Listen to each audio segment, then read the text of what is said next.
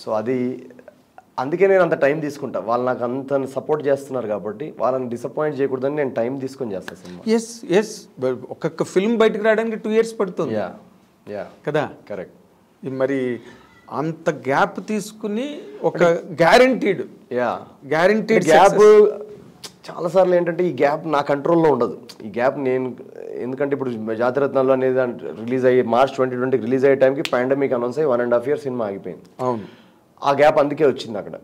మళ్ళీ ఈ సినిమాలో కొన్ని పోస్ట్ ప్రొడక్షన్ డిలేస్ వల్ల ఈ సినిమా చాలా డిలేస్లోకి వెళ్ళింది, అందుకే కొంచెం గ్యాప్ వచ్చింది. సో గ్యాప్ అనేది అన్ని ఫ్యాక్టర్స్ మన కంట్రోల్లో ఉండవు. సో నేనేదో కావాలనేది కాన్షియస్గా తీసుకున్న గ్యాప్ కాదు అది అలా అయింది అంతే. బట్ డెఫినెట్గా ఒక ఆడియన్స్కి ఎక్సలెంట్ క్వాలిటీ ఫిల్మ్ ఇవ్వాలనే ఇంటెన్షన్తో ఆ ప్రాసెస్లో మాత్రం నేను టైం తీసుకుంటాను.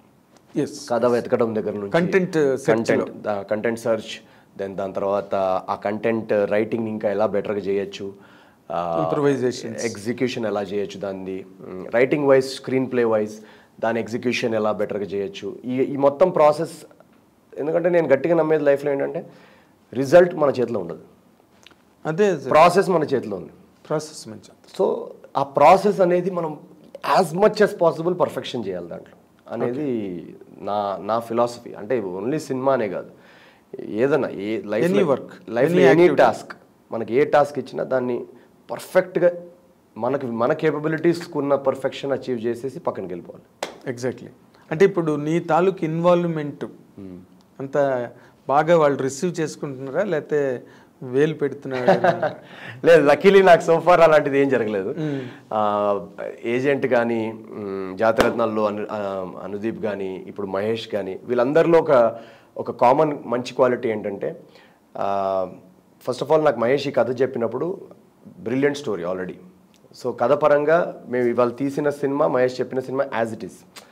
బట్ నేను అన్నట్టు నాకు ఎలా అయితే అనుదీప్తో, స్వరూప్తో ఒక జర్నీ ఉండిందో, అలా మహేష్తో కూడా ఒక జర్నీ ఉండింది, ఒక 2-3 months where we sat down and where like okay, ఇప్పుడు ఇది మనది సినిమా, దీనిలో హ్యూమర్ పరంగా ఇంకేం బెటర్గా చేయొచ్చు, కామెడీ పరంగా how can we better any scene, standup ఏదైనా ఇంకా బెటర్గా చేద్దామా, సీన్ ఏదైనా బెటర్ చేద్దాం అన్న ఒక హ్యాండ్ ఇన్ హ్యాండ్ ఒక జామింగ్ అంటారు కదా, ఆ ప్రాసెస్ జరిగింది. And which I really enjoyed.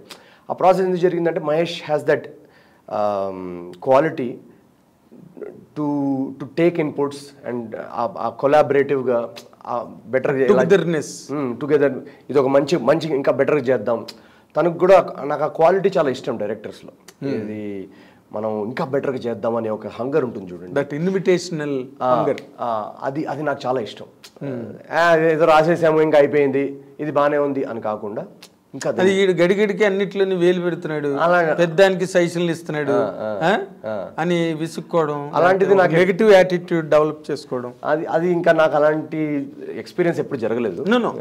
What I'm trying to tell you, అలాంటివి లేవు మహేష్ దగ్గర, లేదు అనుదీప్ దగ్గర కానీ అసలు లేదు. వీళ్ళంతా ఏంటంటే బ్రిలియంట్ డైరెక్టర్స్, బ్రిలియంట్ వాయిసెస్, వాళ్ళందరికీ ఒక యూనిక్ వాయిస్ ఉంది. ఈరోజు మహేష్కి కూడా ఇంత పేరు వస్తుందంటే దట్స్ బికాస్ తన సిగ్నేచర్ ఒకటి ఉంది ఈ సినిమాలో.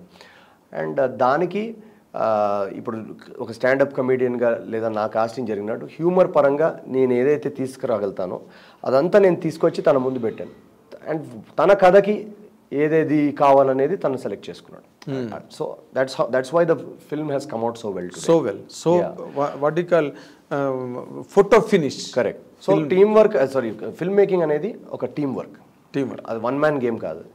సో ఆ టీమ్ వర్క్ అనేది రైటింగ్ లెవెల్లో కావచ్చు, ఎగ్జిక్యూషన్ లెవెల్లో కావచ్చు, అందరూ యాజ్ ఎ టీమ్ పనిచేసి ఒక మంచి ప్రోడక్ట్ ఇవ్వాలి ఆడియన్స్. బట్ బేసికల్గా కథ దగ్గరే కదా అంత ఫైనలైజ్ అయిపోయింది, ఆన్ పేపరే. అవును, అంతా కూడా. కాబట్టి ఆ ప్రిలిమినరీ స్టేజ్ వర్కే చాలా ఇంపార్టెంట్. అవును కదా. అవును, మేమంతా అది ప్రాపర్గా ఫైనల్గా అందరూ హ్యాపీ అయ్యి ఒక డ్రాఫ్ట్ బౌండ్ స్క్రిప్ట్ వచ్చిన తర్వాతే సెట్కి వెళ్ళాం.